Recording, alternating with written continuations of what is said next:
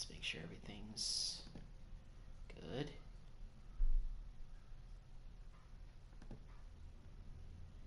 Alright, make sure everything's looking okay.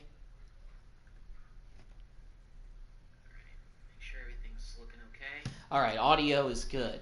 What's going on, guys? Welcome to part 2 of the Madden 24 New York Jets rebuild.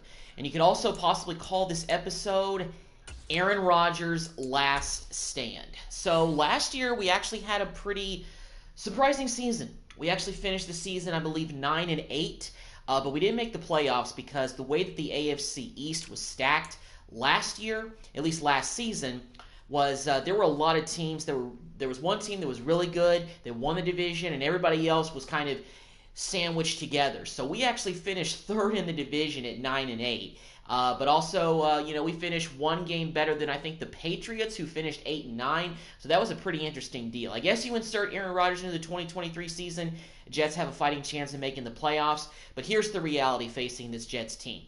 Look at that. Aaron Rodgers, 19 years in the league.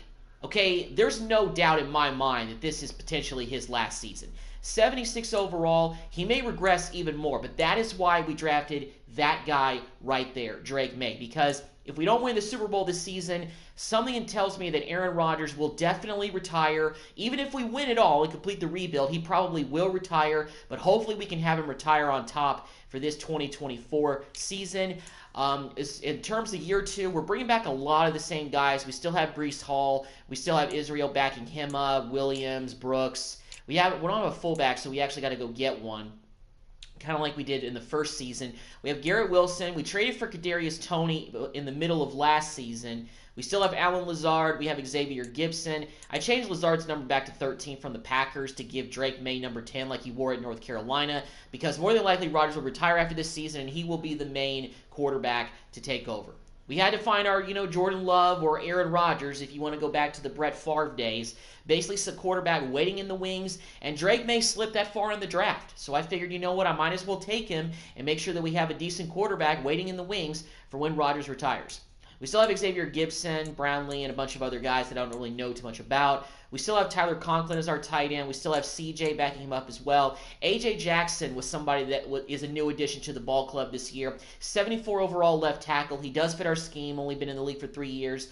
Dwayne Brown did retire, the former Texan, a longtime Texan. I remember him there. But he retired after this season, so we had to replace him. And we still have Carter Warren as well. Tomlinson is still our left guard. Nothing's really changed too much in terms of the offensive line. We did draft Javion Cohen and is one of our rookies. Joe Tippmann is our starting center. We're going to have Hanson backing him up, and Xavier Newman is backing him up as well. O-line is really the same except for Jackson on the left tackle. Vera Tucker, 80 overall right guard. He's still the guy that we have. And Josh Nijman is also another free agent acquisition that we had because Bacon Sr., our original right tackle, left in free agency, and Nijman was the best guy available. We also made sure to bring back Niang as well for backup purposes. John Franklin Myers is going to be our new left end. Will McDonald had a lot of chances to play last year, and he actually played pretty well. He didn't make the Pro Bowl or anything, but he had a pretty decent season. So hopefully him and Franklin Myers will be a good duo at right end. We still have Jermaine Johnson Jr., Pro Bowler in real life this year. I don't know if he made the Pro Bowl last year in this rebuild, but 81 overall defensive end. Ifeatu Ogunabo is going to back him up. So our defensive line is still pretty much the same. Quentin Williams, Javon Kinlaw, and Rook Orano is actually a new guy that we drafted, a defensive tackle out of Clemson. Starting out at a 70, hopefully he can develop because Quentin Williams has been in the league for 5 years. I expect him to, probably be here for most of the rebuild. We did give him a new contract, so hopefully we got some depth with Rook behind him. But Quentin Williams is still the main guy on the defensive line. Jamian Sherwood is our left outside linebacker. We couldn't really get an upgrade at left outside linebacker in free agency or the draft, so we decided to rock with Sherwood for this season. We still have Chaz and we still have Garrett. C.J. Mosley. Now Mosley's getting up there in age. He may retire in a year or two. I don't really know. But 86 overall middle linebacker will take it. And we still have Barnes at middle linebacker backing him up as well. Quincy Williams, 84 overall right outside linebacker. So two of our starting linebackers are looking pretty solid. We signed DJ Woonem to back him up as well.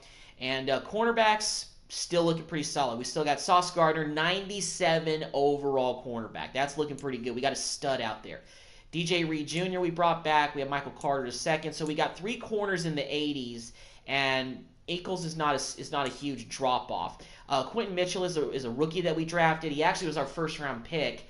Our second round pick, I should say, out of Toledo. He dropped quite a bit in the draft. I did not expect him to drop that far, but he kept being BPA, best player available, for the second and really in the third round. So I decided to take a chance on him. 64 overall. Hey, there might be tremendous upside there. We still have Whitehead. We still have Eric Murray, who we signed. Chuck Clark is still here, and Tony Adams. So our secondary really hasn't changed. We did bring in a new kicker, Younghoe Koo. We still have Shudak to back up Koo, but something tells me, we're obviously going to have to trim down the roster, so it is what it is. And we did get a new punter, Corey Bajorquez, 81 overall. He was literally the best punter out there in free agency, so we signed that.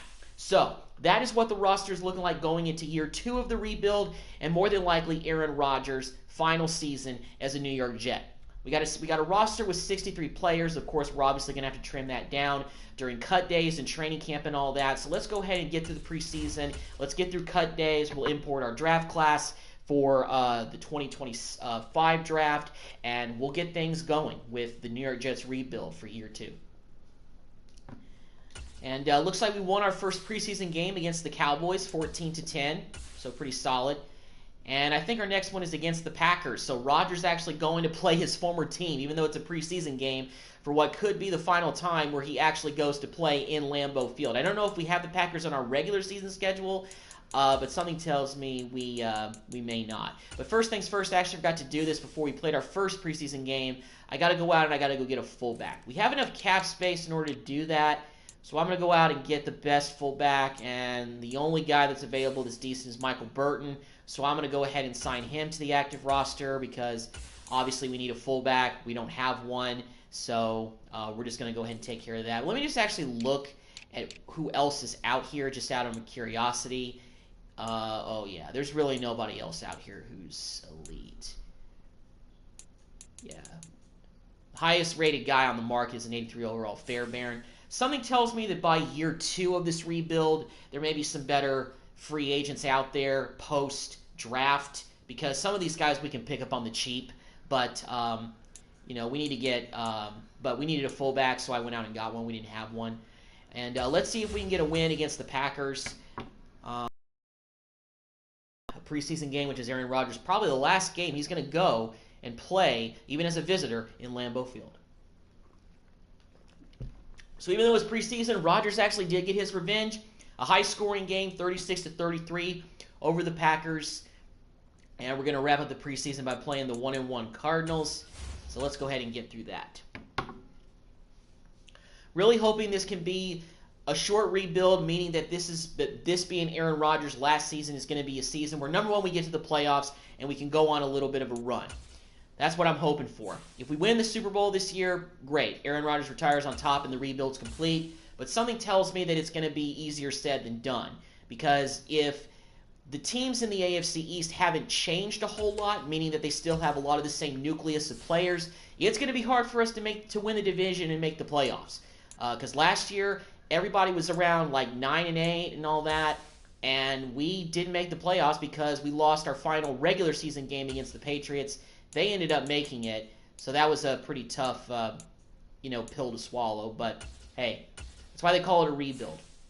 It's not supposed to be easy. Rome wasn't built in a day. All those cliches you could use. So yeah.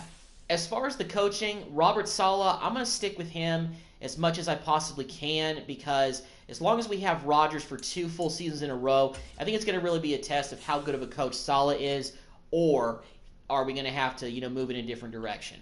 And like I said, the biggest concerning thing about Aaron Rodgers is that not only has he been in the league for 19 years, but he's only a 76 overall. That is a far cry from some of the earlier Maddens, even last Madden, his last one as a Packer, where he was still ranked in the 80s. I mean, Rodgers' best days, in my opinion, are behind him. I'm just hoping that the talent around him with this roster right now is enough to get him over the hump and get him one last Super Bowl before he retires. But we will see. In the meantime, we got some guys that we have to cut. So, Kennedy Brooks. I think he's a guy that we can actually go ahead and cut. I'm not even going to move him to practice squad because I don't really feel like I need to mess with that. Burton, we're not messing with because we just picked him up as our new starting fullback for the season. We got a lot of receivers. Raleigh Webb, I'm actually just going to go ahead and cut him. I think he's virtually an unnamed player. Xavier Smith, I can go and move him to practice squad, actually. 2, 3, 4, 5, 6. All right, we have 6 receivers. We'll come back to maybe Irvin Charles and see what I want to do there. Pretty sure Hennessy is our long snapper, so I kind of don't want to cut him. We may have to cut one of the tight ends, but I don't know. Kendall Randolph. Yeah, let's actually go ahead and cut him. Doesn't give us as much O-line depth as I would like, but it is what it is. And Xavier Newman, just because of the low rating, I'm going to put him on practice squad and see if maybe he develops. But usually when I put any of these guys on practice, some team takes him. But because he's a 57 overall guy, something tells me he won't be picked up pretty easily. He may just sit around there and nobody picks him up. Yeah, Cedric Johnson was also another player that we drafted, but I don't want to put him on practice squad and risk losing him. He's a guy we drafted. But so because of that, I'm going to take a risk and put my... Not going to do anything yet. I'm actually going to come back to that and see if I want to do anything there. Because they really don't recommend cutting any of these players that we have right here. Okay, Chris Garrett. See a guy that we... Okay, well, we can't get rid of him without a cap penalty. So I don't really want to do that. Right outside linebackers. We got 2 of those, so I don't want to get rid of them. Converse. I don't know much about him. And a lot of these guys are actually rated decently, so I don't want to cut them and risk it. All right, you know what? We're going to just go ahead and cut Caleb, our backup kicker. We have Younghoe Koo, so we don't need him. So we're just going to go ahead and get rid of him. Now let's go back to the start. We still have to cut 5 guys. So we may have to bite the bullet and maybe... So... no, I don't want to do anything with the running backs. We only have 3 of them. And I want to keep 3 of them active during the season. Okay. So, you know, Irvin Charles, let's just move him to practice squad. He's the lowest rated receiver we have. Gibson will still get a good amount of minutes, so you know, he'll be there. Kuntz, I'm going to take a gamble and move into practice. I mean, he's our 3rd-rated tight end on the roster, so I don't know how many teams will be chomping at the bit to, you know, pick him up. There's a lot of guys here. Max Mitchell, let's move into practice squad as well. We're probably going to lose a few of these guys because other teams are going to claim them off the practice squads, but you know, Mitchell Clemens, we're going to take a risk. I'm going to put him on practice. And Jonah, I'm going to move him to practice squad as well. And we're done. Who knows? We may get to the week 1 of the regular season and a lot of our guys are already snatched up. But you know what? It is what it is. We're taking a risk by waiving these guys, putting them on practice squad. Some of them are decent, but some of them are still... you know, players that just haven't really developed, and they're basically, you know, camp bait, if you will. You know, guys just to fill out the roster to get us to 53. And yet, one of them already got snatched up, and it was Max Mitchell. Okay, he was actually pretty decent for depth purposes on the offensive line, but it is what it is. And the rival Giants had to take him. Our in-town rival. You know, I mean, the Jets and Giants aren't really rivals. They just been sharing the same stadium for years. But I feel like there's still that, you know, inner rivalry between all of them, you know? So, all right, so let's go ahead and get a draft class. We need to get the 2025 draft. So let's go ahead and take this one. Hopefully this is the right file. Yeah, it's got Drew. Okay, it's got all these guys. All right. I'm not going to, you know, download from Madden Share really anymore because what happens is that it refreshes on its own when I just hit up or down and then I accidentally download the wrong draft class, which kind of screws up the rebuild process a little bit. It just makes it weird, and we got basically duplicate players in back-to-back draft classes, which is pretty weird. Okay, so anyway, we're starting out the regular season, week 1 against Jacksonville.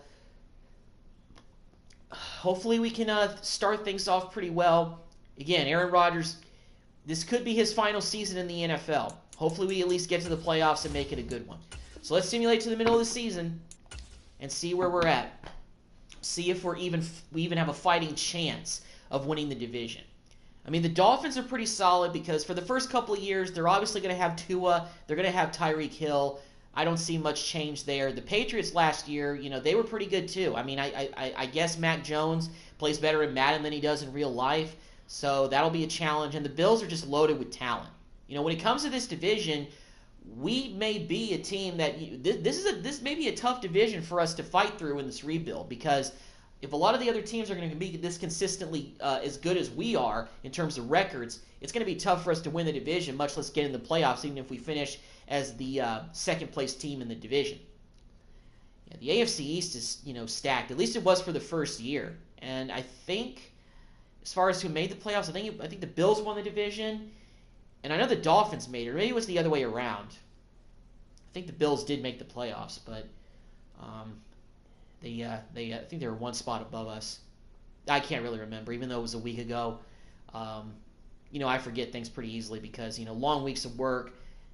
I get back into this, and sometimes I forget exactly what happened in the last video.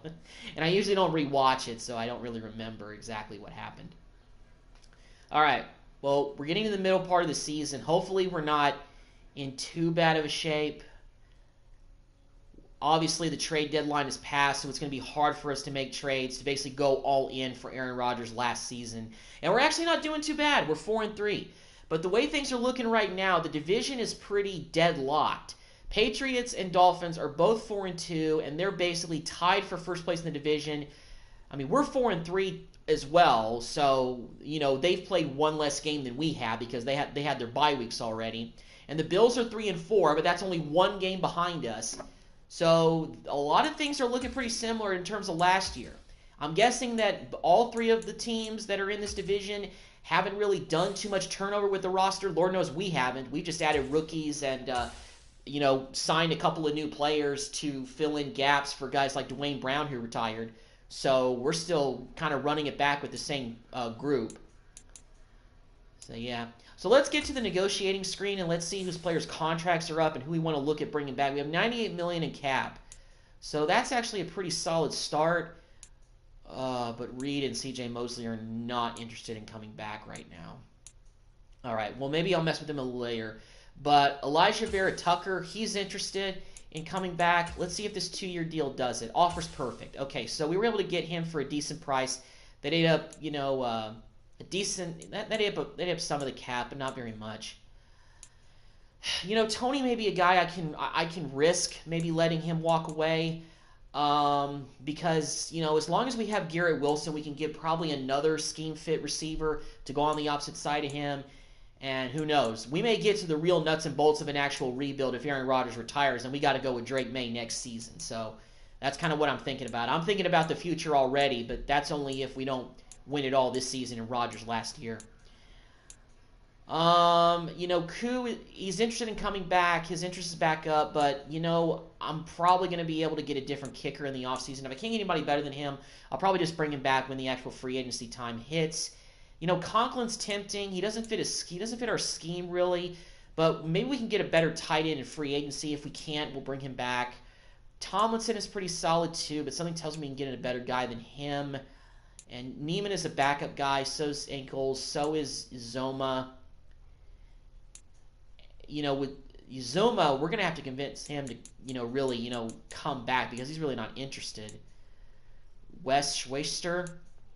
Sure, with Zach Wilson. Yeah, Zach Wilson, the era of Zach Wilson is over. He's going to be gone after this season. Burton. We could maybe bring back Burton, but we could probably get a better fullback in the offseason. Maybe Hansen for depth purposes. Yeah. So it looks like that because the interest is low, to bring back DJ Reed and CJ Mosley, we're going to have to offer a lot. So because those guys are in the upper 80s, I'll probably mess with them instead of Kadarius Toney. I think we'll just let Toney walk. But let's see what initial offer. Let's actually go a little bit hot. Let's go with a player-friendly deal for DJ Reed Jr. You need to do more to convince me this team is right for my future. Okay, so Reed's wanting even more than what we offered. Now, CJ Mosley is a little bit older, so he's probably looking for one last good payday. 3 years, $5 million. Excited.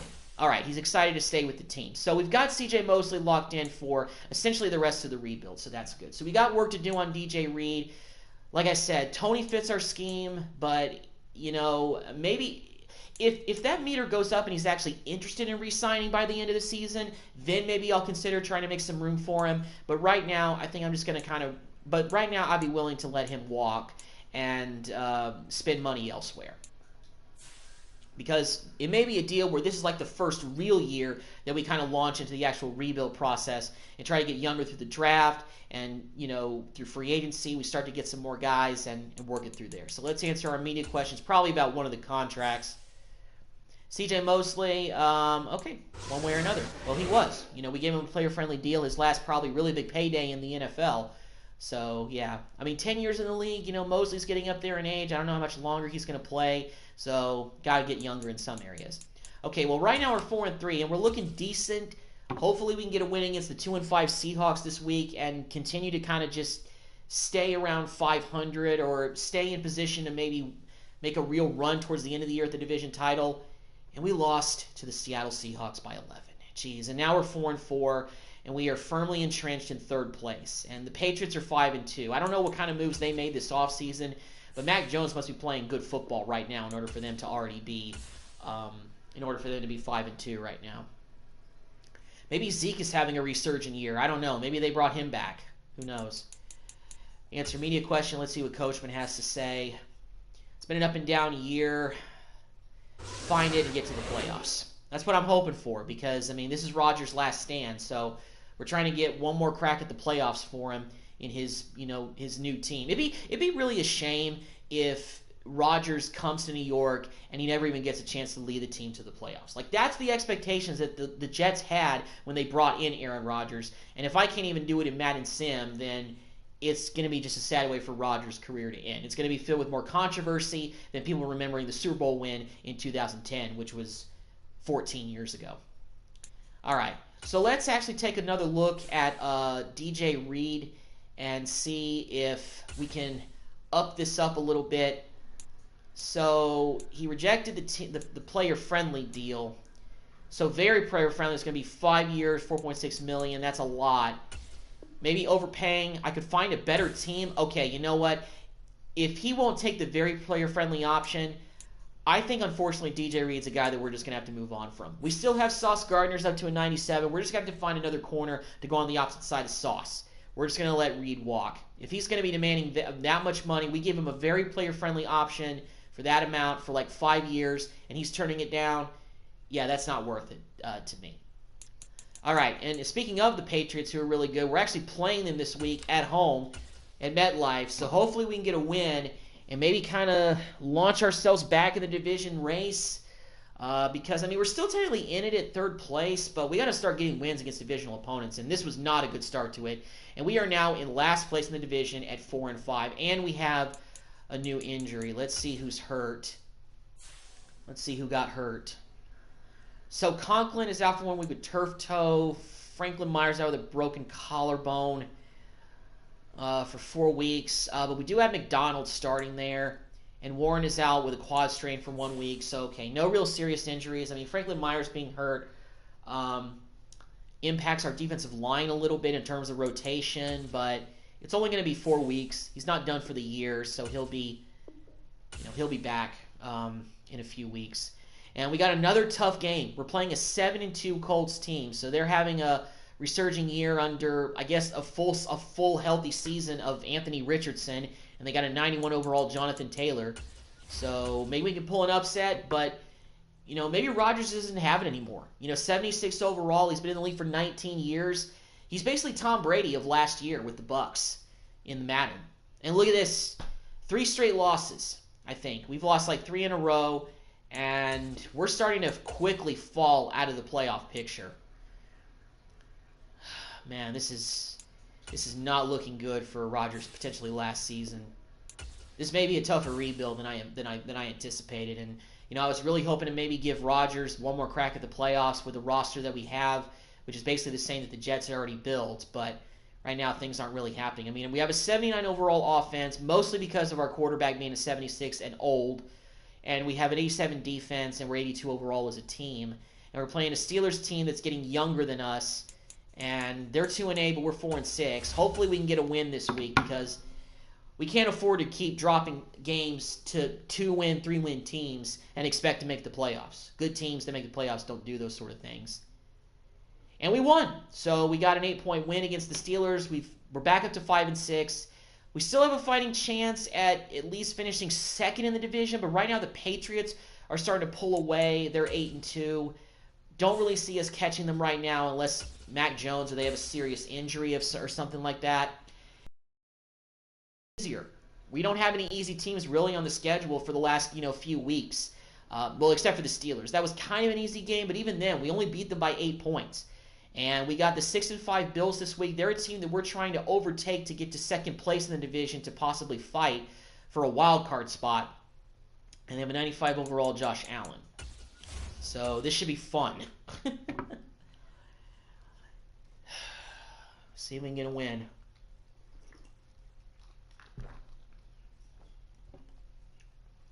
Of course not. We only lost by 7, but no style points here. So the Bills are now up to 7-5, 6-5 Dolphins, 5-7 for us.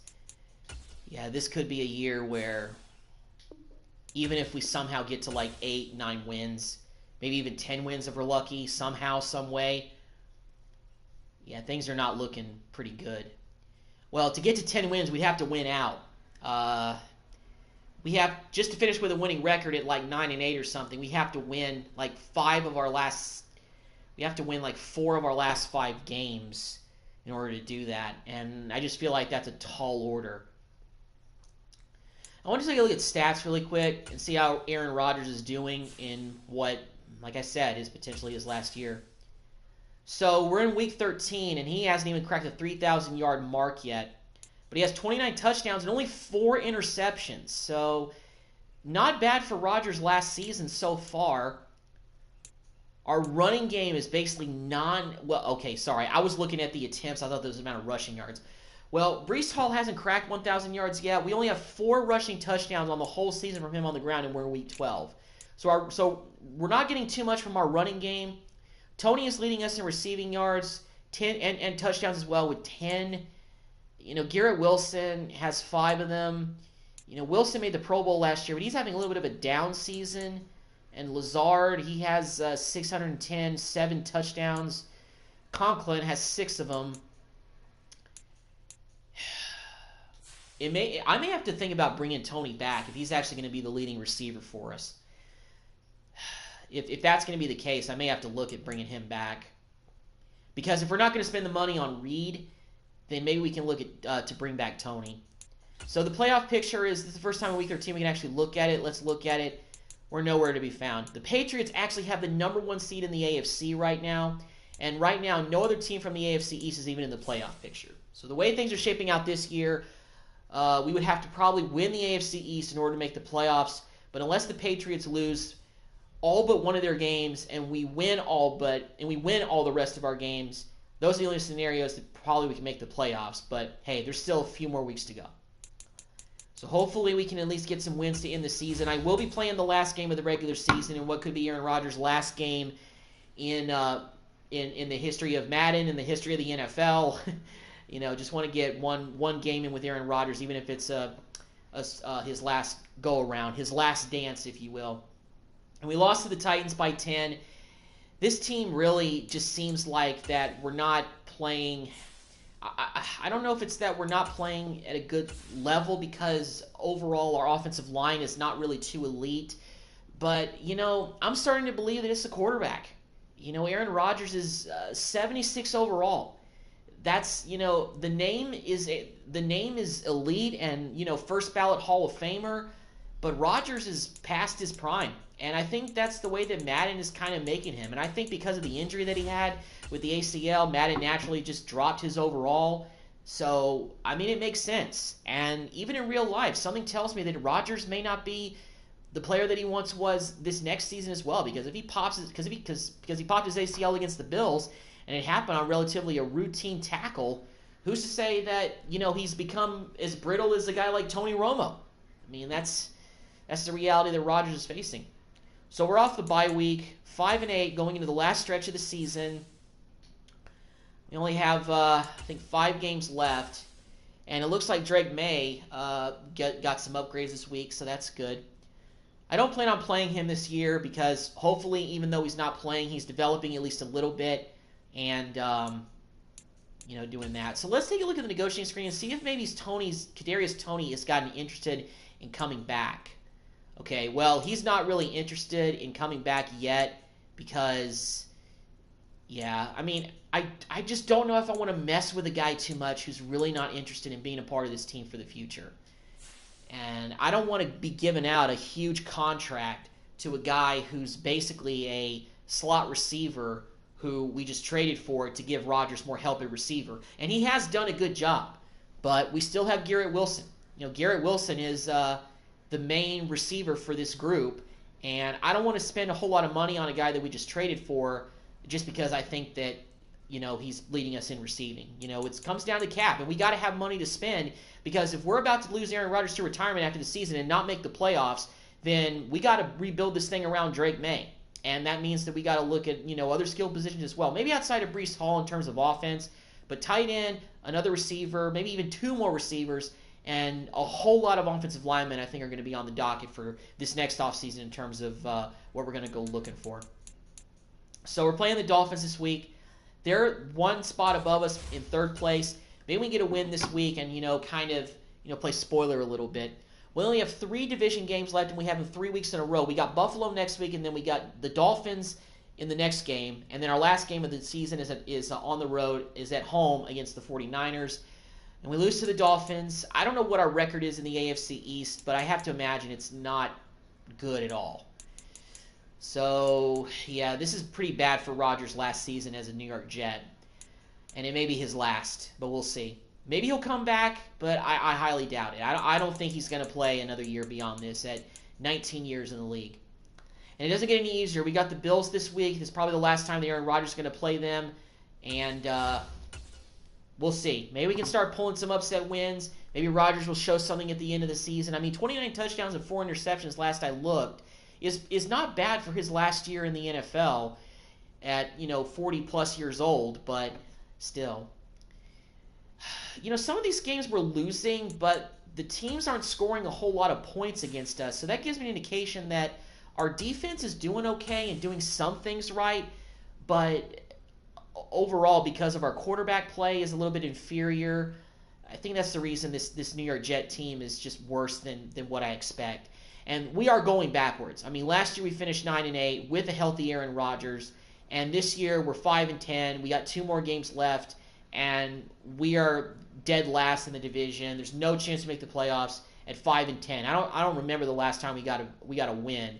I think we've only won 1 game out of our last 7 games, and we've fallen off a cliff since we were 4-3 at the midpoint of the season. We were playing at our best at the midpoint of the year, and now we've just sunk back into a team that is getting ready to see one of the greatest quarterbacks of all time retire and leave us with a guy who's a rookie this year who's waiting on the shelf getting ready to take his turn. But that's why I drafted Drake May.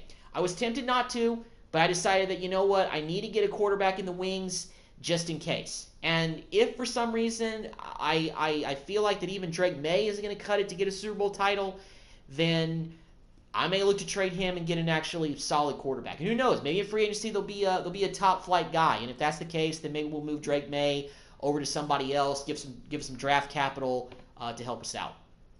So, let's go ahead and upgrade players. We actually got a win against the Miami Dolphins last week, 34-23. So Rodgers had a pretty solid game. And going into his potentially Rodgers' final game as a NFL quarterback, let's go ahead and take a look at stats and let's see what Rodgers is looking like to end potentially his career. Well, he's well over 3,000 yards now, so he won't crack the 4,000-yard mark. But you know what? 3,600, 37 touchdowns, 37 touchdowns, 37 touchdowns at 9 is still pretty good. 6 interceptions. So Rodgers isn't turning the ball over. Our running game has gotten a little bit better, it looks like. Breece Hall cracked 1,000 yards. He's over 1,300 yards, 6 touchdowns for the season. Receiving-wise, it looks like Garrett Wilson has finally overtaken Tony as the main guy, which I kind of wanted to see. Despite the fact that he only has 6 touchdowns, Tony has 11, Lazard has 10. And, Lazard's probably going to be here too, so I'm not too worried about, our receiving core. We may look to get another guy to go on the opposite side of Garrett Wilson because Lazard's a little bit lower, but we'll see what I want to do. And we're losing some guys on the offensive line, so that's another thing. So defensively, Quentin Williams is the main defensive leading guy, still very young. But Aaron Rodgers, 109 passer rating as well. So not bad for a guy who's at the end of his career. Rodgers is still playing good football. I think it's just a matter of, we have the misfortune of getting Aaron Rodgers, the Jets do, and being somewhat decent at certain positions while not being very good at other positions when everybody else in the division has a winning record instead of us. But who knows? Maybe this offseason, some of the good players from the Patriots, Bills, and Dolphins will be having to leave because they have to get under the salary cap. Because usually by the second or third year in the rebuild, everybody has to find a way to get under the cap. So maybe we'll be able to even pluck some of their guys. I don't know. So we're going into our final game of the regular season. 6-10, not making the playoffs. But we are playing this game at home. And we've got the 12-4 49ers coming into town to face off against us. This is going to be pretty tough, I have to imagine. But we'll see. So I actually want to take a look at the negotiating screen one more time. And I want to see about some of the guys towards the latter part of this. So, Conklin is tending to bring back for depth reasons, and so is Tony Adams, but he's not a starter. So I kind of feel like it's not really worth it to try to bring him back.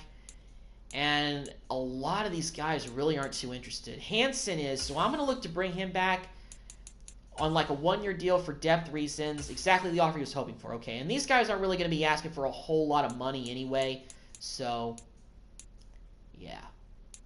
I could bring back Tomlinson, but we could potentially get a better left guard in free agency, so I don't want to put all my eggs in his basket. And the same thing with Nijman. I mean, he's a backup right tackle anyway, so I don't think I'm really looking to do that. Now, because we're losing Tomlinson, maybe I could potentially look to bring back Wes, but I would have to offer him a decent amount of money just to keep him here as a reserve guy. And Sherwood is our starting left outside linebacker. We can do better than him, in my opinion. And, Lucas, I think we'll just ultimately start over at right tackle entirely. I think that's maybe what we have to do. And these guys for depth, we're not looking really at that. So we definitely have to get a new tight end. We're going to have to probably get some more offensive linemen, linebacker, definitely right tackle as far as the offensive line's position. We have to upgrade for sure. But I'm going to save some of that money so we can spend more of it in the offseason. But in the meantime, first things first, let me actually check our injury report and see if we have anybody hurt going into this last game against the 49ers. All right, we have no injuries. So this is it for us and potentially Aaron Rodgers. 49ers. This is it. I'm excited to play with Aaron Rodgers as a Jet because I think it's just really cool. Like when Tom Brady went to the Bucs, I thought it was so cool that I got to play, with Brady as a Bug, which was totally weird for me to see. I mean, it really was. All right, so first things first, I got to see if these uniforms are even accurate because in the cutscenes and everything, the uniforms are looking like off. Okay, so we have the right green uniforms. And the 49ers have their correct uniforms as well. Okay, so it's all correct. I think it was just bugged in because whenever I would look at the players displayed like Drake May and all that, you guys saw that they had the old school 2019-ish like Jet uniforms on. But now, of course, they've switched to like the 1980s looking ones in recent memory. So, you know, I just want to make sure the jerseys were correct. Well, this is it for the 2024 New York Jets and potentially Aaron Rodgers. I just keep saying potentially because there's an outside chance that he may consider coming back for one more season. But at 19 years in the league, based on when players retire in Madden 24, I can't imagine Aaron Rodgers plays beyond this season. But if this is Rodgers' last game, there he is right there. We're going to go out in style, and we're going up against a team that is really, really good and is a favorite to, you know, basically win the Super Bowl. So we're going to have to go out there and we're going to have to play our best when we do it. Right now we got a 3rd down and 2. We've got a 3rd down situation looming. So let's see if we can at least get this 1st down and keep the drive alive. Got a 1,000-yard rusher in Breece Hall. And Hall gets around everybody and gets a big 1st down for us to set up a 1st and goal. There we go. All right. We'll go back with Rodgers. It's actually audible to spacing a little bit. Throwing on 1st down is Rodgers. All right, Rodgers. And we throw a pick to Ward. I don't know why he brought it out of the end zone, though, because they got the ball at the 1-yard line. That was a pretty bad throw by me, I'll be honest. I don't put too much blame on Rodgers' shoulders for that, because I made the throw. It was a bad throw. And are we on defense? We are. 49ers got a 1st and 10 situation here. There's only like 9 seconds left in the quarter, so nobody's even scored in this game. The tackle got around, but McCaffrey only picked up like 1 yard, so that's not bad. I mean, this is one of the best teams that we've faced, and we've also had a very tough schedule. We've played a lot of teams that are either on the verge of making the playoffs or in the playoffs, so... And plus, you know, we got to play all the teams in our division that are pretty good. So we're just playing a lot of really good teams, and we're struggling. We're not playing any, like, you know, bad teams. Like, the only losing team, like, the only team with a losing record I saw was the Steelers, who were like 2-8. When we played against them, and who knows if that even held true. If they even finished that, they might have actually had a decent back half of the season. Purdy will set up to throw it here. Oh, man, Kittle moved around, just got that corner and got that 1st and goal. And he's able to get this down to the 5-yard line. I want to get everybody heading after McCaffrey. They'll try to run with McCaffrey. Ooh, that was a big hit. Nice job by Franklin. All right, well, we got to go guts here. We know where the ball's going. Everybody knows where the ball's going. And McCaffrey is stuffed again. So defense trying to get a little bit of a stand here. 3rd and goal. See if we'll do guts again. We're going to do the same thing again. This time they're actually going back to throw, but we get the sack on Brock Purdy. Perfect. That was pretty risky because they were going back to throw, but we brought the house and we forced them to a field goal. Bend but didn't break. The defense held strong in the end. And, you know, I do like this defense. You know, I do think that there's players on this defense that I can rebuild this team around. It's just going to come down to on offense if I can get, if Drake May is really the right guy, potentially after Aaron Rodgers retires, or if I need to go out and get somebody else who's maybe, you know, playing the Pro Bowl or something. This offense, they've got a 1st really and nice goal. drive going. All right, I really want to get a touchdown with Rodgers in this situation here, but I don't know. All right, Garrett Wilson open on the out route. Get in there. And he's in for the touchdown. Garrett Wilson, Aaron Rodgers with his 1st touchdown pass of the day. Let's go. Okay, so we got to score, but the Niners are coming back down here. We're trying to get a 2-minute drive going. Trying to get points before the half, but we get a big sack on Brock Purdy. 2nd sack we've gotten to this game. A huge one. That drives them way back. 2nd and 24. They had to burn a timeout, too. We can go quarters here. We just play defense. Second down throw for Purdy. Ooh, incomplete. Nice. I thought that was maybe a fumble for a second. We're landing a lot of hit sticks in this game. Okay, I actually probably should. Yeah, let's audible to this because I don't want to. I want guys out there covering. We got Kittle coming up there and everything. Pick that! Oh, nearly intercepted it. The defense was right there to break it up. We had like 3 guys over there. Nice defense. Forced another field goal. So Purdy off and Moody nice job for the 49er field goal. He hit his first. Now this from 43. And, oh, I thought that might miss wide left, but they get it. So we fortunately held the Niners to 2 field goals when they could have easily had 7. So that's pretty solid. Our defense is playing pretty good in this game. They just got to keep holding up. Time to jump back in. We just got to play, mistake-free football with Rodgers. We can't be throwing interceptions. We got to play smart football here. We are in the 3rd quarter. Rodgers hits Garrett Wilson again. 2nd time they've hooked up for a touchdown. And now we got 14 points. We're up by 8. We're about to go up by 8 to the Niners. So we're playing pretty well in this game. Other than that pick I threw with Rodgers, we're doing a pretty good job. The Niners are going for it. It's 3rd quarter. I don't blame them. They're down by 8 points. They obviously feel like they should be up by way more points against an inferior Jets team like us. And they get a completion to Debo for a first down. And the Niners are talented, so they're not just going to roll over and, give up easily. We're a decent defense, but they got a very elite offense with skill position guys everywhere. It's kind of something that we kind of looking ourselves in the mirror and thinking that we need to get like that at some point. And we get a big tackle on Brock Purdy. He tried to do the option, and we get a big tackle right there. Shot through the gap. Look at this. Boom! Took him down by the legs. Chopped him down like a lumberjack chopping down a tree. Beautiful. The defense really, they're putting the pressure on Purdy all game, so they're really making it tough on this team to do what they normally want to do. We get another big tackle on McCaffrey. They tried to run it. C.J. Mosley with another big sack. Well, tackle for loss. Now it's 3rd down and 13.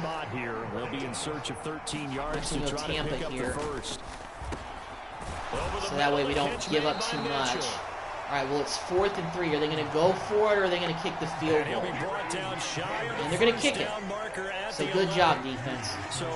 We gave up some yards there, but overall, I'll take forced into a field goal. We're the best offenses in the game, in the league, and we've held them to just 3 field goals. So pretty impressive game for our defense. They're playing very well. They're playing above their heads right now, if you ask me. And, it looks, and like I said, it seems like that during this season we've had games that have been low scoring, so the defense, it looks like, is keeping us in games at times, but because we have a 76 overall quarterback, that's just bringing down our offensive ratings a little bit. All right, well, we're in the 4th quarter. They're hoping to preserve this slim 1-score lead. And we can't make the tackle on Kittle. He powers forward for a first down. There's 2:40. There's like 2:40 left in the game, and the Niners are driving for a potential go-ahead touchdown. Gotta make a play here. Somebody's got to make a play. Throwing here, so they get Quentin Williams in there again. Oh, and we give up another big pass to Debo. He's got this to the 30 before well, it's looking like we may have to go down the field and score in order to win this game. So we'll see. But for Rodgers, I kind of wouldn't have any other way to try to end his career potentially. All right. This is 1st and 10. I mean, we haven't had big offensive production. We've just had touchdowns from Rodgers and Wilson hooking up twice. But we get pressure on Purdy, force the incompletion. That's big. How many timeouts do they have? Okay, they have all 3 of their timeouts left. So they have a chance here. Now I expect them to call a couple plays in the Kinlaw here. Get in there. But Sauce makes a good tackle. Doesn't let Kittle get away that time. Of course, they're going with no huddle here. 3rd and 4. 3rd down and 4, and Purdy misses Kittle wide left. Well, not surprising. They're going for it on 4th down. I don't know if I want to keep it in cover 6. I'm going to go Tampa 2. Because they have McCaffrey going out wide right. So I want somebody over there. Oh, intercept that! Are you kidding me? Are you actually kidding me? Oh my gosh. Can I at least look at the replay of this? God. You guys saw that, right? You guys saw. Intercepted by CJ. Wow. Just when I thought we were having a tough time, CJ, and he's going all the way. CJ. Okay, you know what?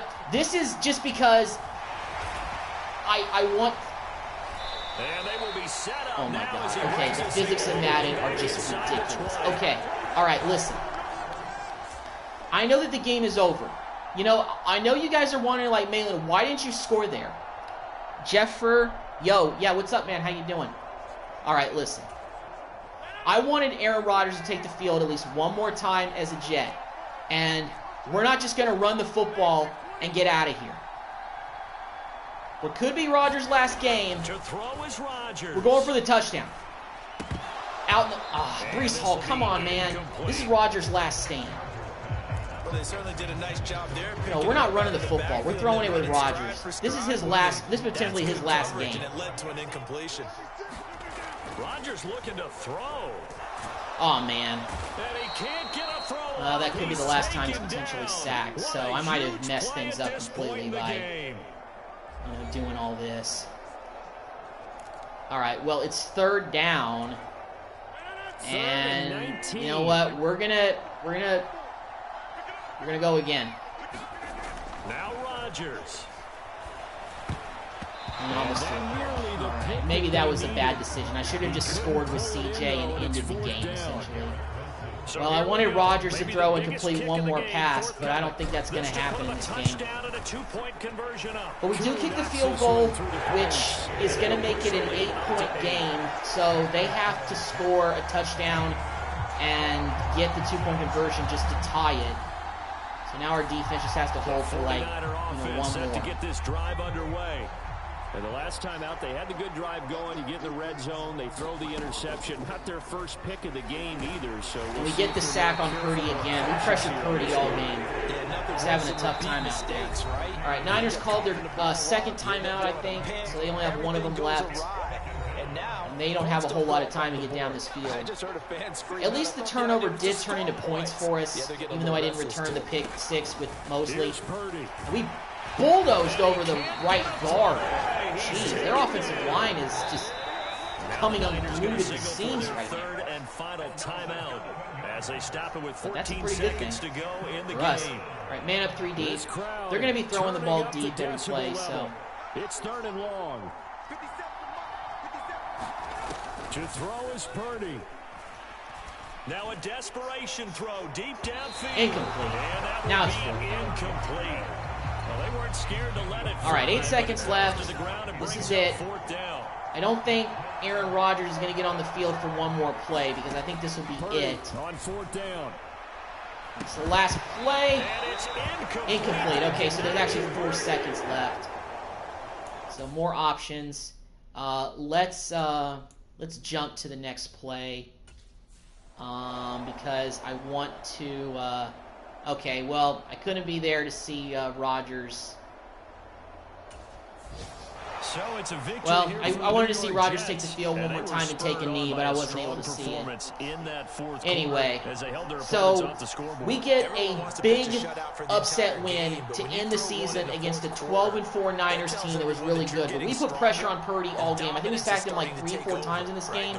The defense played very well. We got the pick at the end with CJ Mosley. Obviously, I should have, run it back all the way for a pick 6, but I got selfish. I wanted Aaron Rodgers to have one more series and maybe potentially throw one more touchdown pass. And then again, I wanted it to be kind of like a curtain call thing. But there he is right there. He's kind of lost in the crowd, but there's Aaron Rodgers potentially walking off the field for the last time as an NFL player. Let's take a look at the stats and see how Aaron Rodgers did in what could be his final game. I mean, the 49ers are going to the playoffs.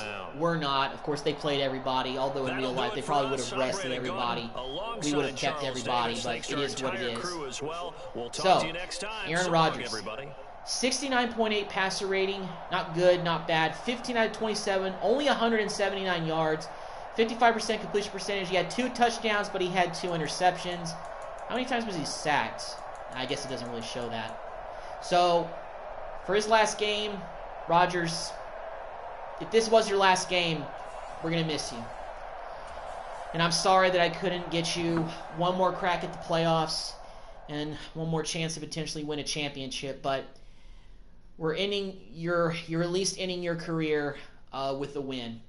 An ugly win, mostly highlighted by the defense winning the game for you and really stepping up. I mean, our defense played very well. We held one of the best offenses in the NFL to just 3 field goals. They never scored a touchdown. They didn't get in the end zone once in this game. So I'm proud of the way our defense played, and I'm excited for our defense for the future, if I'm being honest, because there's a lot of young guys, led by Sauce and guys like that. So I'm pretty excited about that. All right, well, obviously we're not in the playoffs, but let's take a look at the playoff bracket, and let's see who's in the postseason.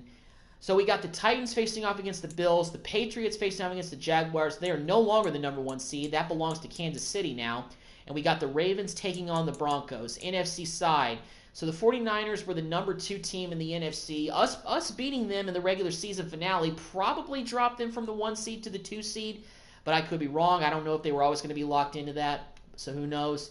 But it definitely helped the Eagles out because they have the number 1 seed now. So Niners, Rams, Falcons, Bucks, Bears, Cowboys. And the 2 number 1 seeds are the 2 teams that went to the Super Bowl a few years back. So who knows? Hopefully it's going to be Eagles, Chiefs again, but we will see. All right, so let's go ahead and kind of, advance through the playoffs. I don't want to advance to the Super Bowl just yet because I want to get to Pro Bowl week and see if any of our Jets made it. Did Aaron Rodgers make the Pro Bowl in his final year? I don't know. A lot of quarterbacks throw for 3,000 yards nowadays, so, we'll see. But let's take a look at what happened in the playoffs for the wild card round. So the 49ers beat the Rams. The Bucks actually beat the Falcons. The Cowboys beat the Bears. So it's 49ers, Cowboys, a rematch of the 2022 divisional playoff.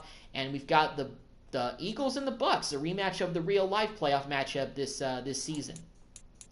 AFC side, we've got the Bills beat the Titans on the road. So the number 2 seed is out in the AFC. And the Jaguars went on the road to Foxborough and beat the Patriots 35-14. And the Ravens, they fortunately took care of business at home as the only winner at home of Wild Card Weekend, 24-10 against the Broncos. I assume Russell Wilson is still there. So it's Chiefs, Bills, Ravens, Jaguars. All right, so let's go ahead and advance past the divisional round. We'll get to the conference championship, and we'll see who makes it the rest of the way. Probably not going to really do any adjusting with the coaching staff unless our offensive coordinator and defensive coordinator get plucked away by somebody. But because we didn't make the playoffs, I don't see any of our coaching staff being taken away by anybody. And the Bills go on the road and beat the Chiefs. So Josh Allen finally beats Mahomes in the playoffs. How about that? And the Ravens beat the Jaguars. So it is Ravens-Bills in the AFC Championship. And we've got the 49ers and the Bucks in the NFC Championship. 49ers once again beat the Cowboys. They own the Cowboys. And the Bucks beat the Eagles. So that's the way the conference championship is looking. We'll get through this week. And we'll see who, if any of the Jets made the Pro Bowl. Got a feeling Garrett Wilson might have made it in back-to-back years. Maybe Jermaine Johnson, but I don't know. All right, let's take a look at who won. Super Bowl is the 49ers and the Ravens. So it is a rematch of Super Bowl 47 in 2012, a.k.a. the blackout one, 49ers against the Ravens. So that should be a pretty interesting one. It's Lamar Jackson up against the 49ers. So how about this? In the regular season finale, we actually beat the team that would go on to be in the Super Bowl. And they played everybody. Hey, in real life, they probably would have rested all their starters because they had everything locked up. But they played everybody. Brock Purdy played, and we beat them by 9 points. Let's take a look at the Pro Bowl roster, and let's see if any of our guys made it. Well, unfortunately, in Aaron Rodgers potentially last season, he didn't make the Pro Bowl. Any other Jets make it? Garrett Wilson looks like he didn't even make it.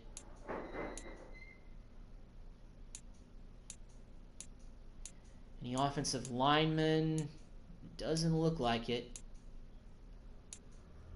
What about defensive guys? I have to imagine at least one defensive player made it.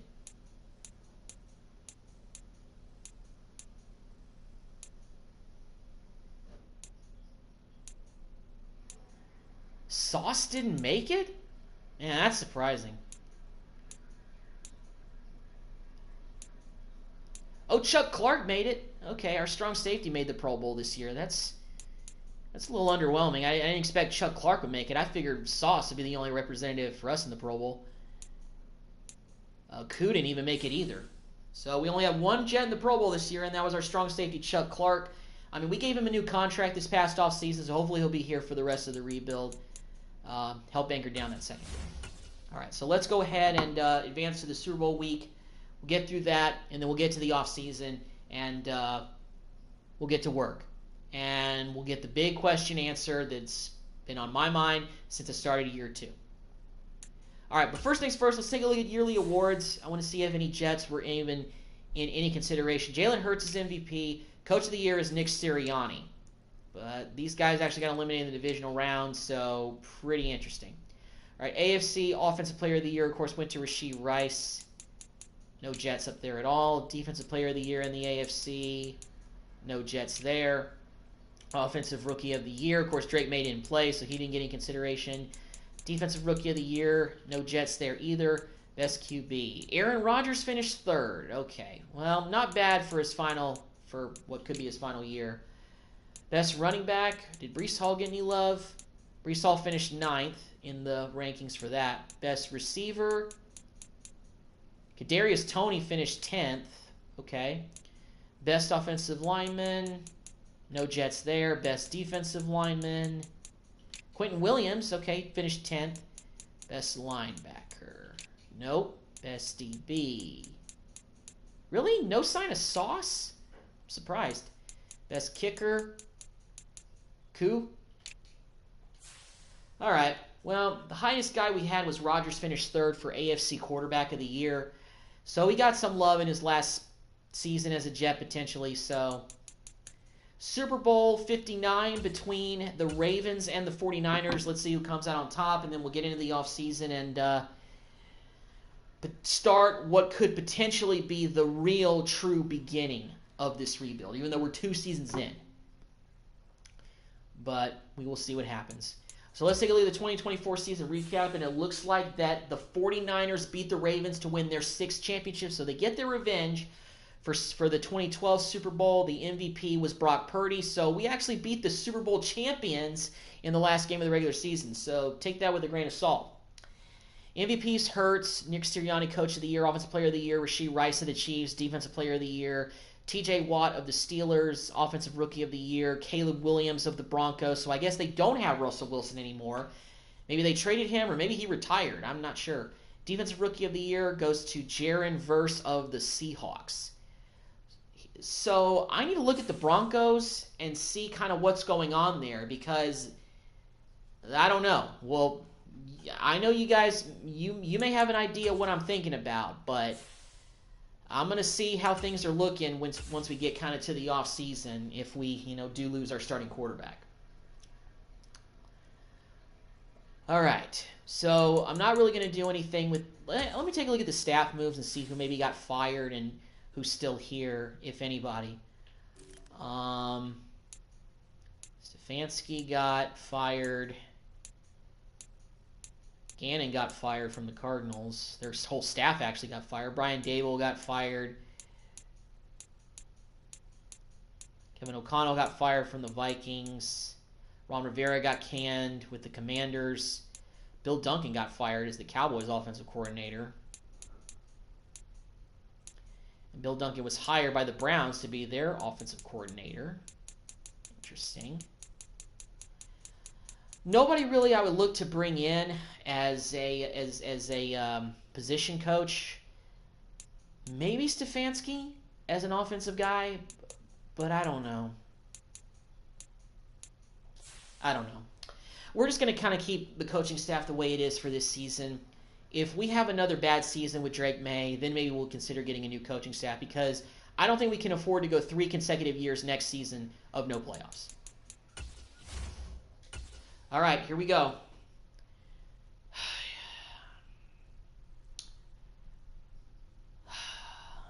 Are we losing him? Is he going into the retirement home?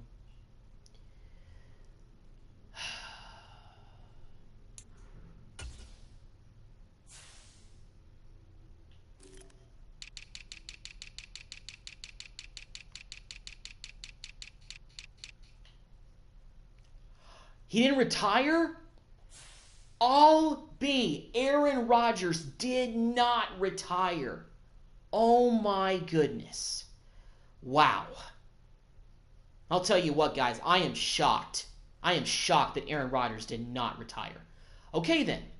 So if that's the case, maybe we won't be in as bad a shape as I thought.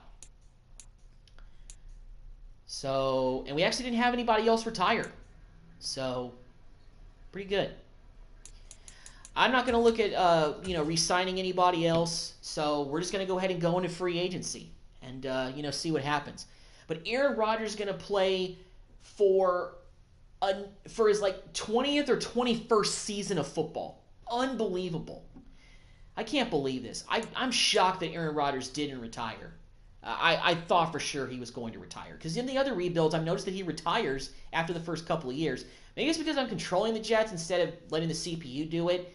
Maybe, because things are getting worse. I mean, he had a 3,000-yard season. He had, he had very few interceptions, didn't turn the ball over very much.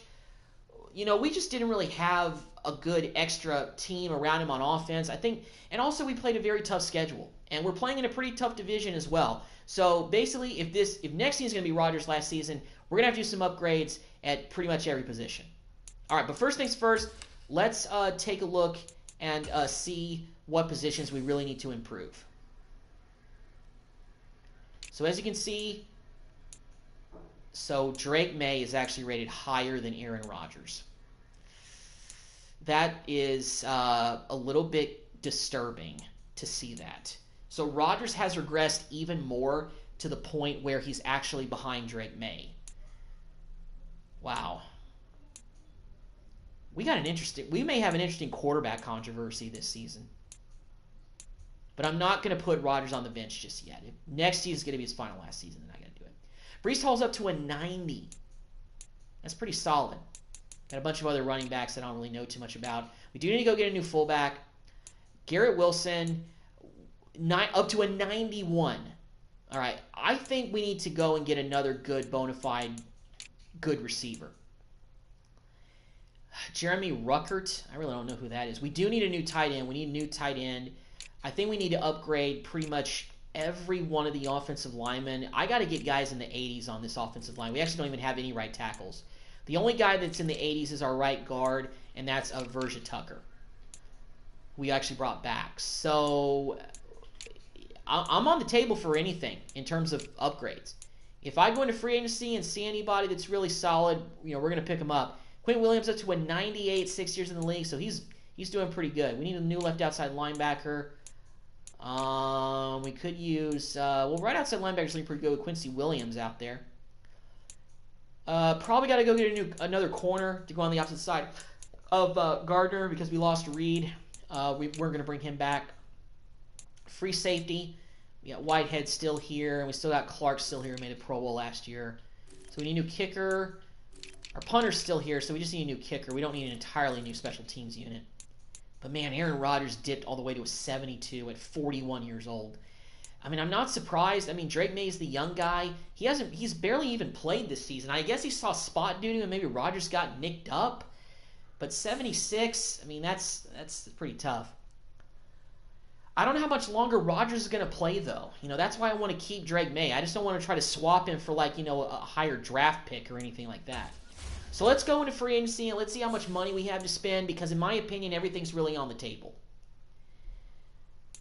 But also, I really want to take a look at guys that are actually even interested in coming here. Okay, so we do need another receiver, and Rondale Moore is looking pretty solid. I think he's definitely giving a contract offer too. Let's see where that puts us. Does it even put us in the running for him? Puts us up front. All right, really cool. All right, we do need a new tight end. Conklin actually is the best guy available, so maybe we just bring him back. Let's just try to bring Conklin back. He's the best tight end out there. Maybe a 4-year deal will do it. Put us kind of above everybody else. Well, Commanders are in the hunt for him as well. But we got $70 million in cap to spend. Left tackle, we need upgrades here. Well, we need upgrades really everywhere. Dion Dawkins looks pretty good. So Landon Dickerson, Eagles guy. Yeah, I think let's see if we can get him to come. This neutral deal, I don't know what this is going to do. Puts us in first. Okay. Could use a new center, but none of these guys are really interested. Right guard, we're pretty good there, but we need a new right tackle. Let's get Walker Little, because we need to get somebody to fill in there. He doesn't want a whole lot of money, so he just wants a 1-year deal. We could potentially, you know what? Let's actually up this a little bit. Let's go with a 2-year deal for him, so we can hopefully secure him easier. Got $52 million still to spend, and that puts us above the Eagles, who also want him. We only have one more player we can target for this first wave. Let me go back and see on defense what positions we really need to upgrade, or where we could use an upgrade. Let's see here, because I feel like left end we could use an upgrade, and Zadarius Smith looks pretty tempting, but he is getting kind of long in the tooth. John Franklin Myers I still really like, and McDonald is looking pretty solid, so maybe I just won't mess with that too much. I think left outside linebacker was left outside linebacker. We need a new one there. And a new corner. Okay. Well, I can deal with maybe not going after corner in the first main wave of free agency where everybody's trying to go after the top guys. But let's see about left outside linebackers who are out here. Let's see if there's anybody solid. Matthew Judon is the highest rated guy, but he's not even interested in coming here. We would have to offer him a lot. Patrick Jones, but he doesn't fit our scheme. Boogie Basham Jr. What a name.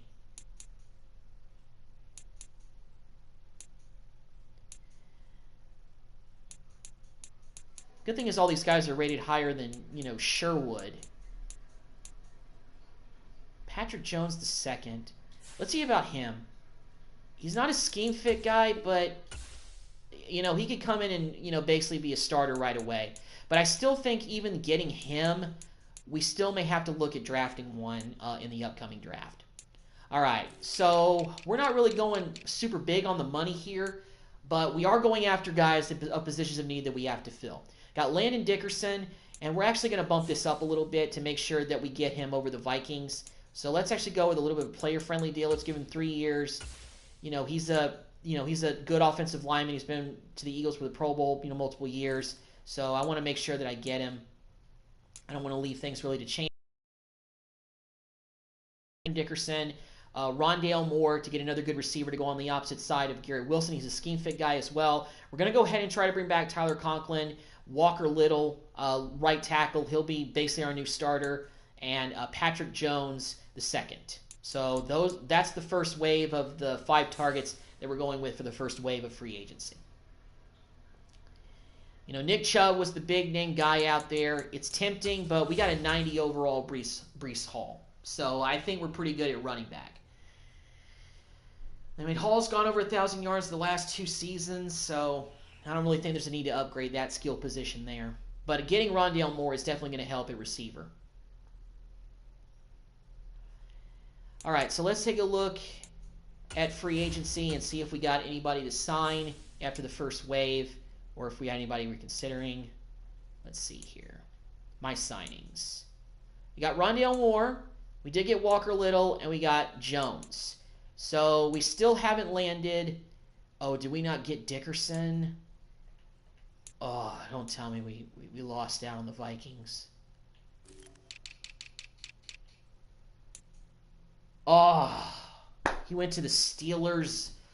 Oh, man. Okay, then. Well, that's a shame. So I guess we can't really do better than Tomlinson. So you know what? Tomlinson, we're going to go ahead and bring you back on a 1-year deal, because something tells me we're probably going to get better in the draft, and we're his only offer. So, yeah, that's a shame. So essentially we're bringing back guys that we've wanted, and Conklin, we actually weren't able to get him. He went to the Commanders. So we do need a new tight end. I think Noah Gray. Let's go ahead and go. No, you know what? I think our starting tight end is in the 70s. So you know what? I think we're just better off in maybe making a trade or drafting somebody to be our new tight end. I feel like we do need a left. Do we need a left tackle? Do we need a left tackle? Something tells me we do for some reason. If we do, we just need one for like depth reasons. Unless I'm forgetting something. Oh, adjust line. I don't want to do that. Let's go back. I'll adjust the depth chart at the end of the offseason fully.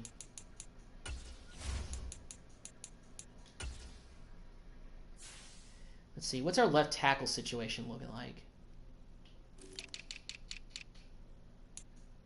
Yeah, we still have A.J. Jackson. Okay. So we're going to bring back. We're kind of running back with the same group. There weren't any better centers other than Tippmann. Could use another right guard for depth reasons, but Walker Little is going to be our new right tackle, replacing there. And we got more to basically replace Kadarius Toney, and he's actually rated a little bit higher in an 82, and he's a scheme fit guy. So I like that.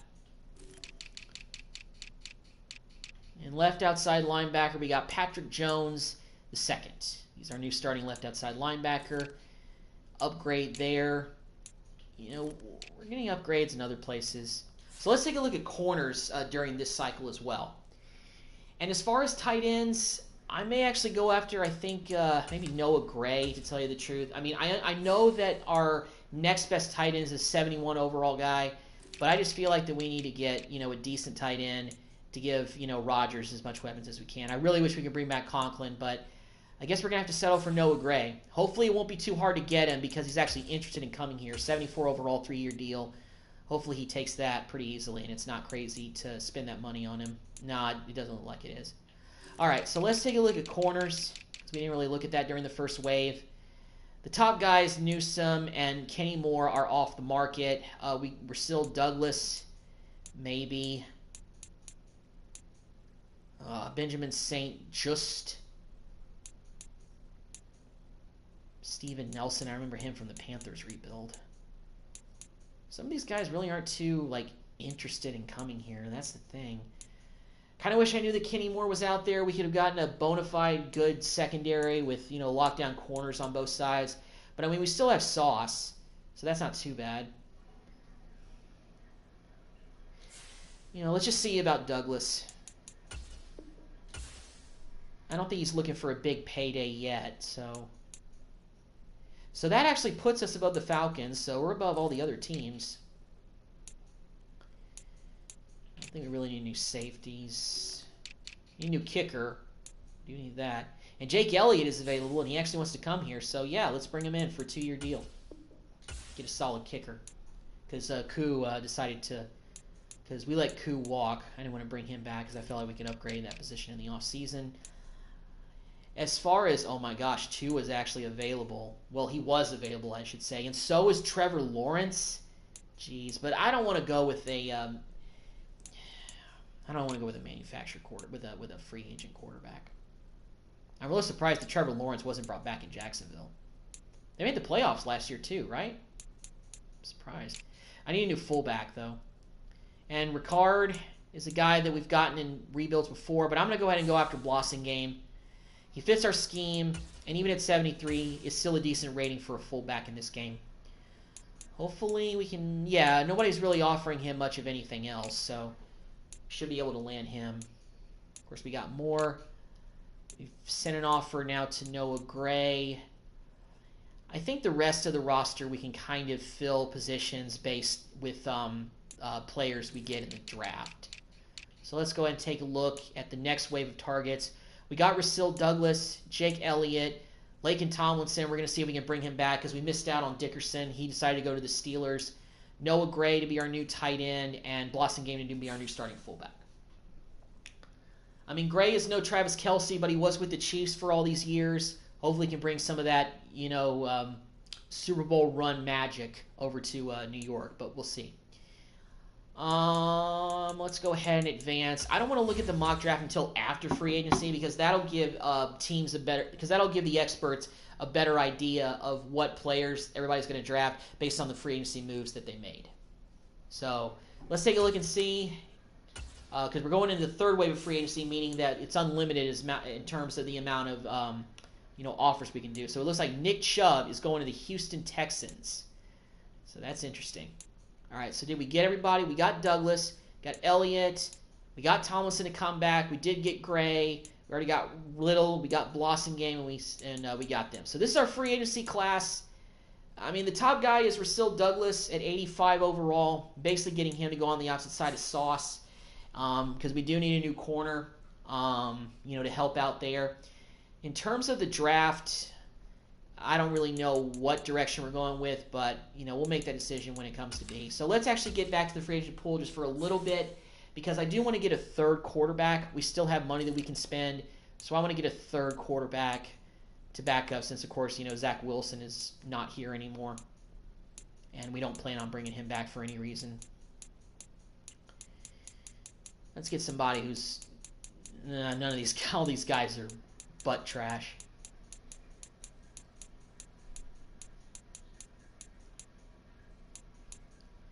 Kirk Cousins. Let's bring in Tyler Huntley to be a third string quarterback.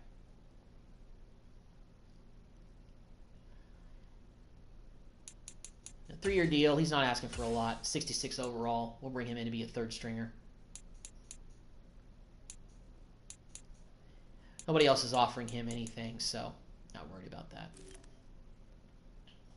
And I think that's going to do it for free agency in terms of what we're going to do. So we're just going to go ahead and advance through the last wave of free agency, and we'll get to the draft, and we'll get going.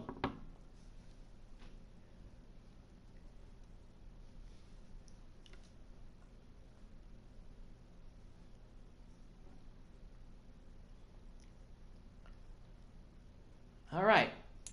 Let me just double check and see if we were able to get Huntley to come and be our backup quarterback. Yeah, we got him. All right. Let's take a look at mock draft 5, the final mock draft before we get into the actual draft itself, and let's see what we've got. Let's see who they're projecting us to take. Obviously, we didn't make the playoffs, so we're going to have a decent pick. We have the 9th overall pick, and we're projected to take Dominique Jackson, corner out of USC. We did sign Rasul Douglas, but he would be tempting to take. Although, if this tight end, Oscar Delp, slips, I wouldn't mind taking him. There's going to be a lot of defensive guys that are projected to go earlier, like Alexander, Jones, Will Johnson, Bear Alexander, Deshaun. So, I mean, maybe if Will Campbell's available, we may kick him to right tackle. Maybe Evan Stewart, wide receiver from Texas A&M, Mikael Williams, maybe. But Dominique Jackson looks like a pretty solid corner to go with. He looks like a safe pick.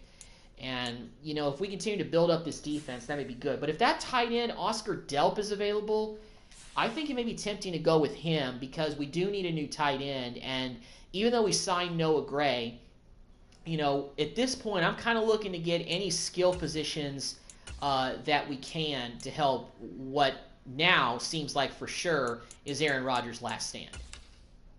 So let's go ahead and simulate to the draft, and we'll get ready to get going. And I know that it's tempting because Drake May is rated higher at 76 as opposed to Rodgers being at 72. But, hey, it's Aaron Rodgers. This rebuild is about trying to maybe get him one more crack at the playoffs and a Super Bowl run before we get into life past Aaron Rodgers in the NFL. All right, we've got the 9th pick. First of all, let's see if the two guys that I was considering are still there. Well, Bear Alexander is dropped, but we're pretty good at defensive tackle. Is that tight end available still? Antonio Gates Jr. But we may be able to get him in the second round. So let's see if that corner is still available. Yeah, Jackson is available. So you know what? Let's go ahead and go with him. A lot of people have said that the Jets are one of his best fits. We're going to go with Dominique Jackson as our first round pick. Corner out of USC. that guy, even though we signed Douglas in the offseason, I think it's tempting to go with that guy to be another good young corner to go on the opposite side of Sauce. And he'll probably get a decent amount of playing time this season, I have to imagine. So I'm excited for Jackson being our first-round pick. All right, let me take a look and see if the tight... Oh, Antonio Gates Jr. is gone. Okay, well, maybe we can get another tight end in one of the later rounds. Let's see about who's the best on the board. Jamarian Miller, a rookie running back out of Alabama. But you know what? This right tackle looks pretty good too. Greg Bishop out of Alabama. I'm actually going to go with him. You know, he's a scheme fit guy, number one. And also, we do need right tackle depth because we don't have any right tackles on the roster. You know, even though we signed Little, we do need depth behind him. All right, now we're in the third round. Now I think this is where we probably got to go tight end. There may be decent tight ends that are ranked. Okay, the highest rated tight end is Jaleel Skinner out of Miami. Possession, rounds 2 through 3. Let's bring him in. Welcome to the Jets, Skinner. The New York Jets are obviously, that's not... Obviously, I don't expect Skinner to be a day one starter by any stretch, but it does fill a position that we needed to fill in terms of getting, you know, a new tight end because we lost Conklin. So he'll help with the cause. And you know what? There's some pretty good receivers here, too. JoJo Early out of Alabama. He looks pretty solid. He's a scheme fit guy, too. Let's go with him for our fourth-round selection. With the next selection, the New York Jets. All right, and now we are in the fifth round. I think here is where we need to go with some offensive linemen just to get some depth at those positions. This guy, Nick Beatty out of Georgia, looks pretty solid. He's a left tackle. We don't necessarily need another tackle, but we could always kick him out to maybe a guard and see if he'll fit there. Just need some O-line depth, you know. And maybe another linebacker, if we can find a linebacker that's rated kind of low. Well, rated high here. Tyron Atkinson, middle linebacker. Yeah, let's get some linebacker depth. Let's go ahead and get Atkinson. I remember him from another one of the rebuilds that I did. It might have been the Cowboys or not. I can't remember. But I don't think he's a real player. But he's a pretty solid guy, so we're going to go with him. When you get to the later rounds, you start getting players that aren't real. All right, we're in the seventh round. This is our last pick of the draft. Hopefully we can make this one count. Earl Landry, I remember him from another rebuild that I did. DeMarco Cherry, another receiver. Vance Jackson out of Washington, though, a free safety. I think I'm actually going to go with him because we could use more, defensive back depth. So we're going to go with Vince Jackson for our seventh-round pick. Not a big draft to get too super-duper pumped up for, but I do like that corner that we selected with Jackson in round 1. He looks pretty good. And, that tight end Skinner, hopefully he can, develop into a decent tight end, somebody that can be helpful maybe a year or 2 down the line. I don't know. We'll see what he becomes. Dominique Jackson. We got Greg Bishop, a right tackle, too, out of Alabama. I like him. We got Jaleel Skinner out of Miami. We also got JoJo Early, a wide receiver out of Alabama. Another skill position guy, another playmaker. Hopefully he can blossom and, when Alan Lazard maybe eventually leaves, he can kind of take over for him. We still have $48.3 million in cap, so I may look at the free agency pool post-draft and see if we can snag anybody on the cheap. And we got Nick Beatty, a new backup left tackle, and Tyron Atkinson, middle linebacker, East Carolina, with our final pick. So let's go ahead and adjust the roster a little bit. I want to adjust the depth chart. Most importantly, I want to make sure that Aaron Rodgers is starting. I know that, May is rated higher, but, this is, potentially it for Rodgers. So, that's what we're going to go with. But let me adjust the roster and get the numbers situated a little bit here. Can we have Huntley be number 2? Because I remember he wore that with the Ravens. I know he's a third-string quarterback, and it doesn't really matter in the grand scheme of things, but yeah, he can wear number 2. He's going to take Zach Wilson's old number because that number is available now. I mean, Drake May is at a 76, and Aaron Rodgers is only a 72. So that's, you know, not like too discouraging, but it's just weird, you know. Boston Game, we're going to leave him wearing number 49. All right, let's see about Joe Early. Joe Early. Or Early. Okay, well, he wears number 10. But unfortunately, that number is worn by Drake May. So JoJo, you're going to wear number 19, the same number that was worn by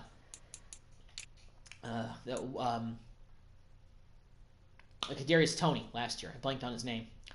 Yeah, Noah Gray automatically becomes our starting tight end. Maybe we can swap Jeremy Ruckert for a pick because we did draft Jaleel Skinner. I kind of remember Jaleel Skinner a little, not vividly at Miami, but I think he's a real player. Yeah, he is. He's a real player for the Hurricanes. It doesn't really look like him though. So he wore 23. Did he? Oh, actually Skinner went to Alabama. So I think he actually wears a single-digit number.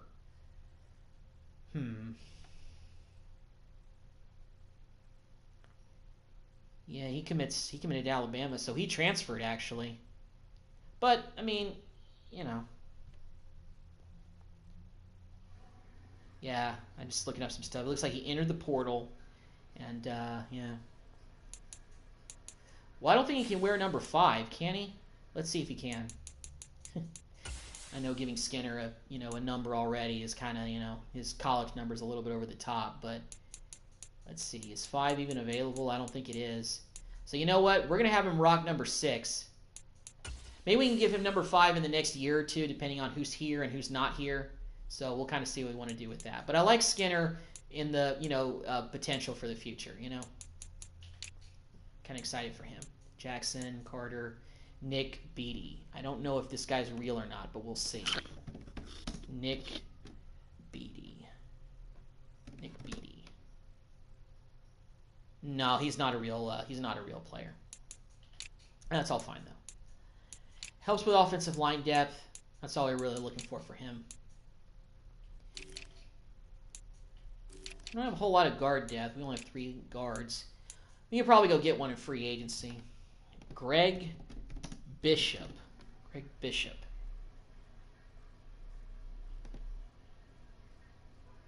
Out of Alabama.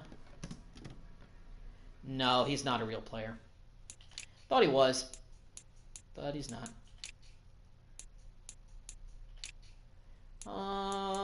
The rest of the roster is looking solid.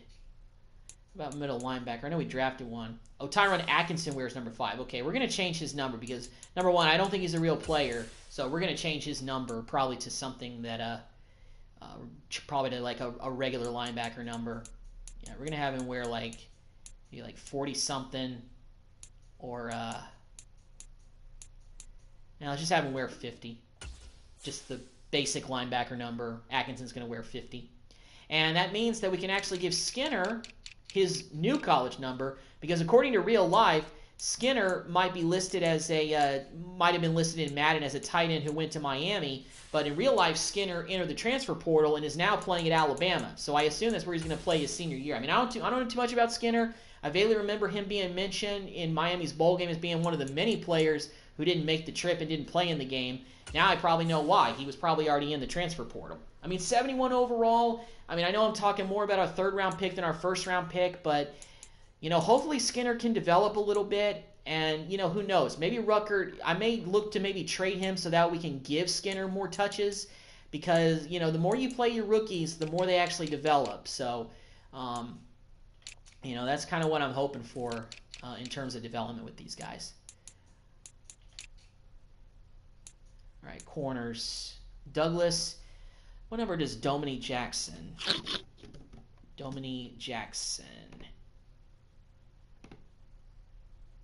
Okay, he wears actually number 1, so just like Sauce. Well, let's see if maybe we can give him number 6. Maybe give him at least a single-digit number. Kind of make him look, like a good, decent 1-2 punch. Even though Rasul Douglas is rated higher than him. But still, I like Jackson coming in here. And, as our first-round pick, I think he'll be pretty solid. Hopefully he can develop. Hopefully we get to play these guys more. Mitchell looks like he's progressing just a little bit. We're losing corners, so he's actually going to probably get some more playing time this season. He was a guy that slipped on the boards last year. We took a chance on him. Hopefully that proves to be a decent choice. I think Vince Jackson's a fake player, so I'm not even going to mess with his number. I may actually look to... Can we actually kick maybe like Eric Murray over to strong safety? Because we don't have another strong safety right now. So maybe we can move him to strong safety. See how that looks. I know we signed Murray on to be a free safety, but yeah. Well, Eric Murray is a 70 overall. That's pretty solid. So that gives us some more options there. And Jake Elliott, he can keep his number 4. He was able to keep it anyway. So yeah. All right. So now let's go ahead and get through this, and let's kind of... Actually, before we do that, I can probably already go to the depth chart and do some rearranging. Yeah, I can. All right, let's go to the depth chart, and let's get the roster kind of rearranged the way that I want it, because there's a few adjustments that I, of course, want to make. Yeah, starting first and foremost, and look, Dre, I want you to learn at least one more year behind this man. Aaron Rodgers, this is potentially his last season for real this time. So now, this is where... we're going, hopefully, in a way all in, but, we'll see. Let's see about receivers. Let's see if everything's kind of looking the way that I want. Yeah, I definitely want more, backing that up. Well, he can't wear 12 because that's worn by Rodgers, but, I'm okay with him. Well, he can't wear 4 because, I'm okay with him rocking 9. He can rock number 9, basically. Tight end. Skinner's right now 3rd stringer, but he may be 2nd stringer after we try to maybe do a trade with that other guy. Left tackles were pretty good. Guards pretty good. Centers, we got 3 centers, so pretty good there. Right tackle, Walker Little. Greg Bishop, I want him to back him up. We got Franklin. Let me just check the safeties.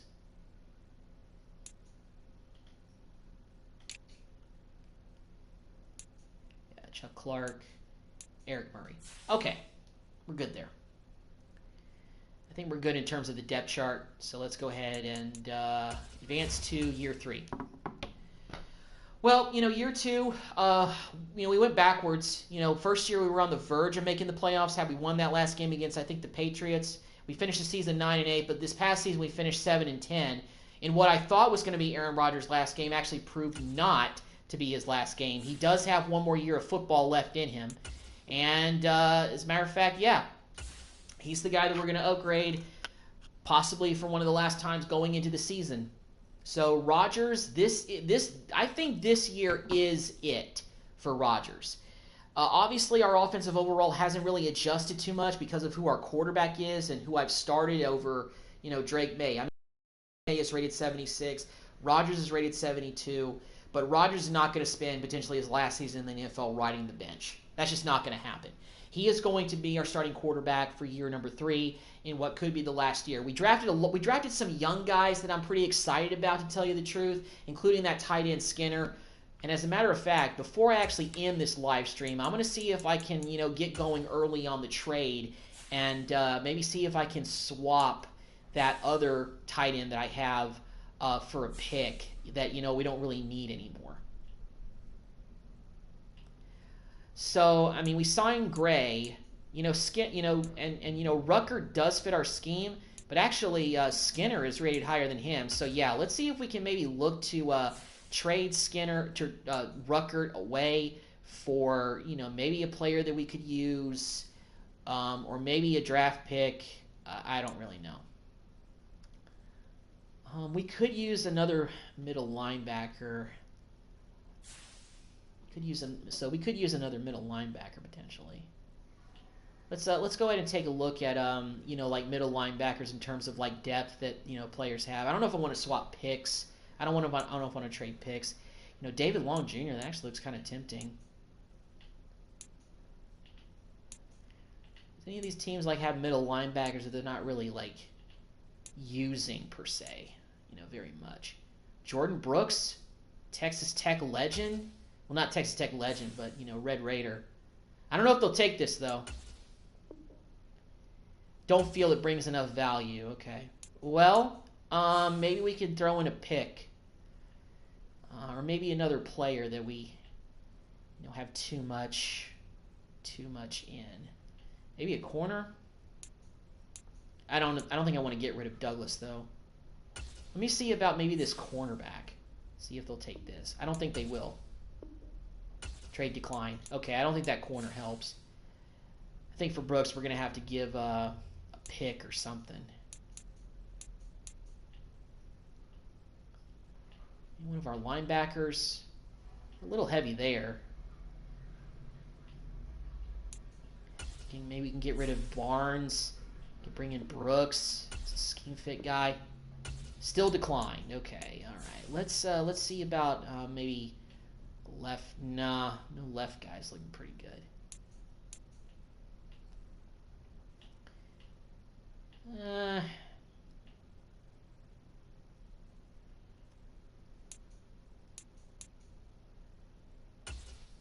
See about this left tackle. Still declined. Well, it looks like it'll probably take a pick. How high do I want to go, though, just to bring in somebody like Jordan Brooks?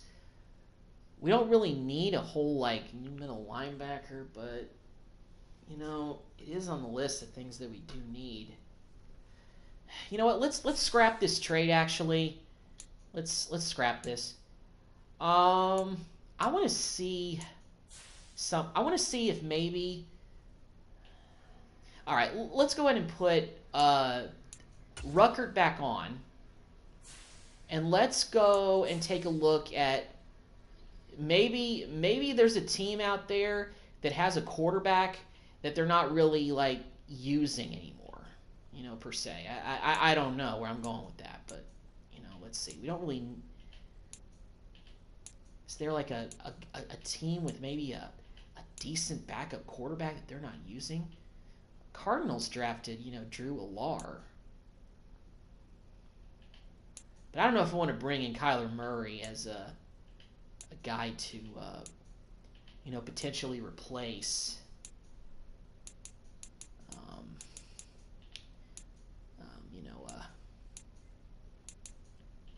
Aaron Rodgers.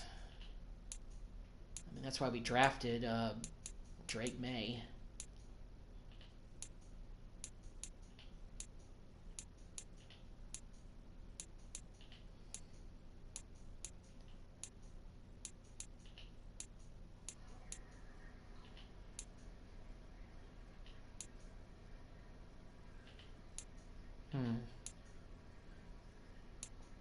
And Derek Carr has slipped down to a 67 overall.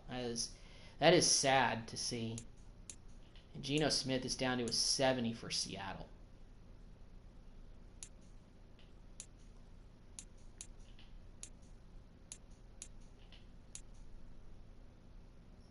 Michael Penix Jr. is the franchise there.